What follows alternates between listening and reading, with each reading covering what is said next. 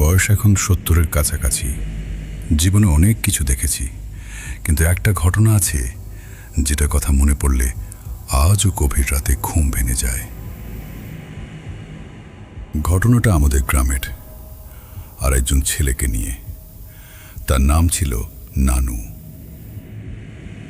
আপনারা হয়তো বিশ্বাস করবেন না, কিন্তু এক সময় আমাদের গ্রামে একের পর এক এমন সব ভয়ঙ্কর মৃত্যু ঘটতে শুরু করেছিল যে সন্ধ্যার পর মানুষ ঘর থেকে বের হওয়া বন্ধ করে দিয়েছিল। প্রথমে একজন, তারপর দুজন, তারপর আরও। প্রতিবারই একই ঘটনা। গ্রামের কোনো নির্জন জায়গায় একটা গোল গর্ত দেখা যেত, আর সেই গর্তের ভেতরে পড়ে থাকত মানুষের দেহের উপরের অংশ। মুখ অক্ষত, বুক অক্ষত, হাত অক্ষত, কিন্তু কোমরের নিচের অংশ যখন গর্ত থেকে টেনে বের করা হতো তখন উপস্থিত লোকজনের অনেকেই চোখ ফিরিয়ে নিত। মনে হতো অন্ধকারের গভীরে বসে থাকা কোনো অভুক্ত সত্তা ধীরে ধীরে নিজের অংশটুকু নিয়ে গেছে। কেউ বলতো জন্তু, কেউ বলতো পিশাচ, কিন্তু আমার মনে হতো ব্যাপারটা তার চেয়েও পুরনো, তার চেয়েও অন্ধকার। আজ এত বছর পর দাঁড়িয়ে আমি নিশ্চিত জানি ওই মৃত্যুগুলোর শুরু প্রথম লাশ পাওয়ার দিন থেকে হয়নি। সব কিছু শুরু হয়েছিল তারও অনেক আগে, যেদিন নানুর জন্ম হয়েছিল। রতন আর মালতীর বিয়ের 15 বছর পরও কোনো সন্তান হচ্ছিল না। সেই 15 বছরে তারা কত জ্যোতিষীর কাছে গেছে, কত তান্ত্রিকের দ্বারে মাথা ঠুকেছে, কত সাধু ফকিরের আশীর্বাদ নিয়েছে, তার হিসেব নেই। কেউ তাবিজ দিয়েছে, কেউ মন্ত্র পড়েছে, কেউ বলেছে পূর্বপুরুষের অভিশাপ, কেউ বলেছে ভাগ্যের দোষ। তবু তারা হাল ছাড়েনি। তারপর এক অমাবস্যা রাতে জন্ম নেয় নানু। রাত ঠিক 12:33। পরের দিন গ্রামে বৃদ্ধ জ্যোতিষী হরিবাবু শিশুটার জন্মপত্রিকা দেখে অনেকক্ষণ চুপ করেছিলেন। তারপর বলেছিলেন, এমন যোগ আমি জীবনে খুব কম দেখেছি। অমাবস্যার কালবেলা, রাহুর ছায়া আর গুলিক্ষণের অশুভ প্রভাব একসঙ্গে পড়েছে এই শিশুর জন্ম মুহূর্তে।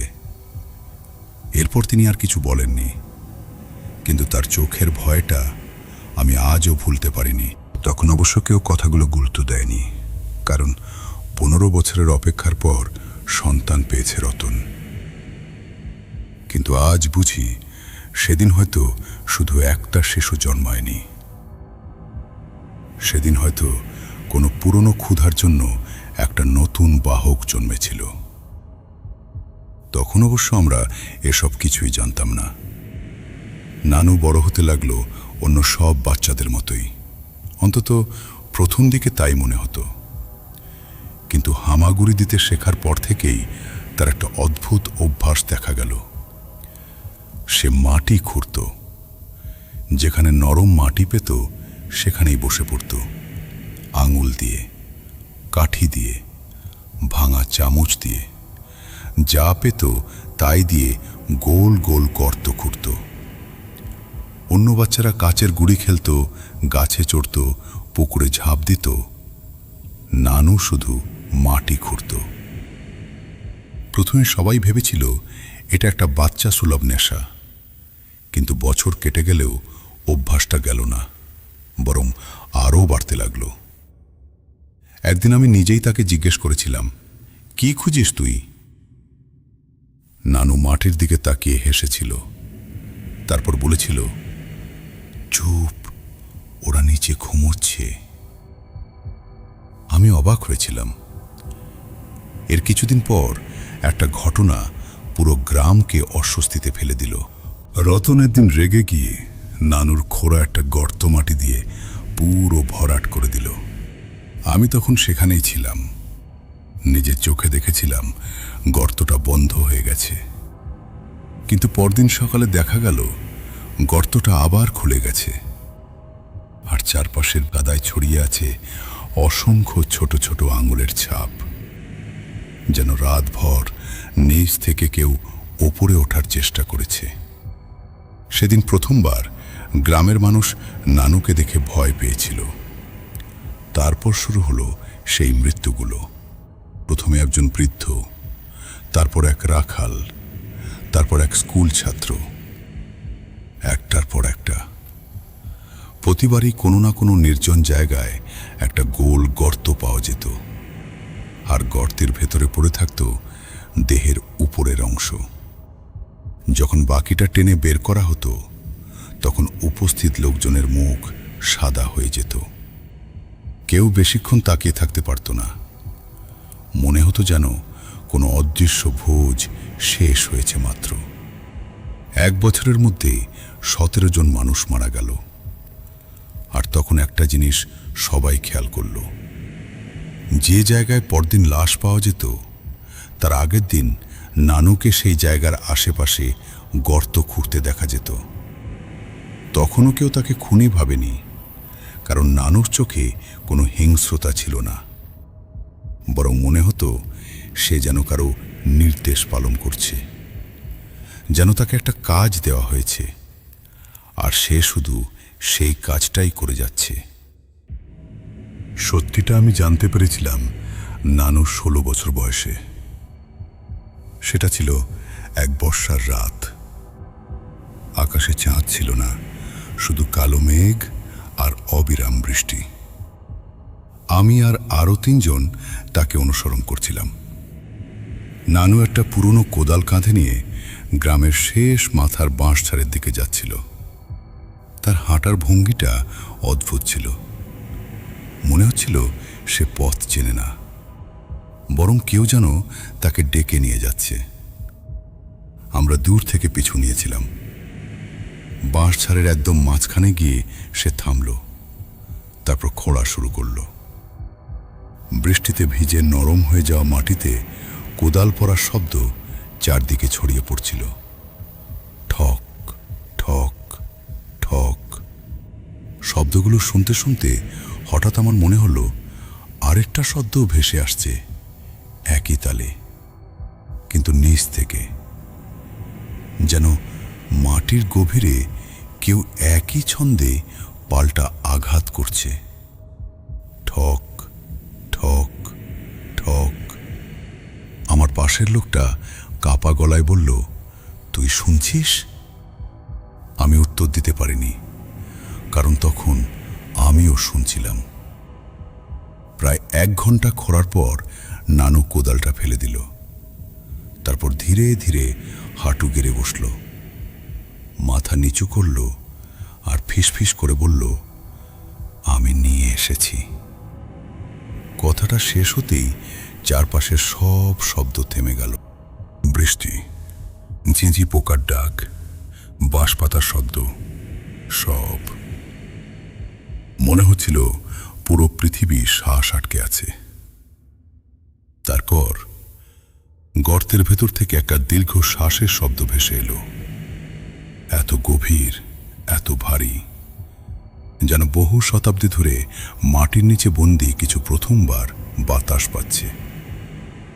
আমার বুকের ভেতরটা হিম হয়ে গেল। তারপর গর্তের অন্ধকার নড়ল। প্রথমে মনে হলো ওগুলো মোটা শিকড়, কিন্তু না, ওগুলো শিকড় ছিল না। কালো, পিচ্ছিল, মানুষের আঙুলের মতো, কিন্তু অস্বাভাবিক লম্বা।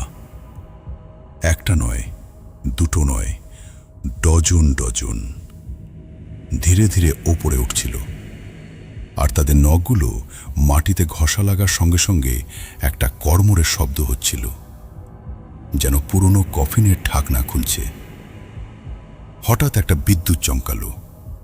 সেই এক মুহূর্তের আলোয় আমি যা দেখেছিলাম তা আজও কাউকে পুরো বলতে পারিনি। গর্তের ভেতরে একটা মুখ ছিল।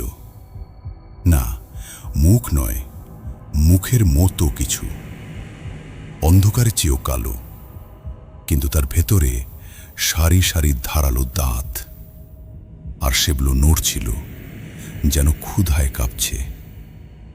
সেই মুহূর্তে নানু হাসল, ধীরে ধীরে মাথা তুলে আমাদের দিকে তাকালো। আমাদের লুকিয়ে থাকার কথা ছিল, কিন্তু সে যেন শুরু থেকেই জানতো আমরা সেখানে আছি। তার চোখ দুটো সম্পূর্ণ কালো হয়ে গিয়েছিল, এক ফোঁটা সাদাও ছিল না। সে হাসতে হাসতে বলল, আমি তো শুধু দরজা খুলি। তারপর গর্তের দিকে তাকিয়ে ফিসফিস করল, নিবেদন তো তোমরাই পাঠাও। কথাটা শেষ হতেই গর্তের ভেতর থেকে অসংখ্য আঙুল একসঙ্গে নড়ে উঠল, আর আমরা প্রাণপণে দৌড়ে পালিয়েছিলাম। কারণ তখন বুঝে গিয়েছিলাম, ওই রাতে আমরা কোনো প্রাণী দেখিনি, কোনো ভূতও না। আমরা দেখেছিলাম এমন একটা ক্ষুধাকে যেটা মানুষের জন্মেরও অনেক আগে থেকে পৃথিবীর নিচে অপেক্ষা করে আছে।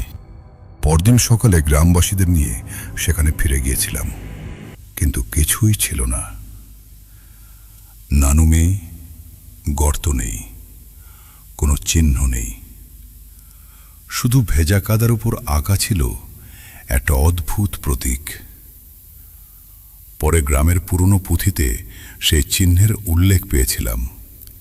সেখানে লেখা ছিল, মাটির গভীরে বাস করা এক প্রাচীন অপসত্তার কথা, যে উপাসনা চায় না, চায় নিবেদন। আর যুগে যুগে সে একজন মানুষকে বেছে নেয় দরজা খোলার জন্য। সেদিনের পর নানুকে আর কখনো দেখা যায়নি। মনে হয়েছিল সব শেষ, কিন্তু শেষ হয়নি। প্রায় 10 বছর পর গ্রামের বিভিন্ন জায়গায় আবার ছোট ছোট গোল গর্ত দেখা যেতে শুরু করল। একই মাপ, একই গভীরতা, ঠিক যেমন গর্ত নানু ছোটবেলায় খুঁড়ত। প্রথমে একটা, তারপর দুটো, তারপর আরও। আজও অমাবস্যার রাতে যদি কোথাও নতুন কোনো গোল গর্ত দেখা যায়, গ্রামের বৃদ্ধরা সেদিকে তাকায় না। কারণ তাদের মনে আজও একটাই প্রশ্ন ঘোরে, নানু কি সত্যি হারিয়ে গেছে, নাকি কোথাও আবার কোনো শিশু জন্ম নিয়েছে যে ইতিমধ্যেই মাটি খুঁড়তে শুরু করেছে।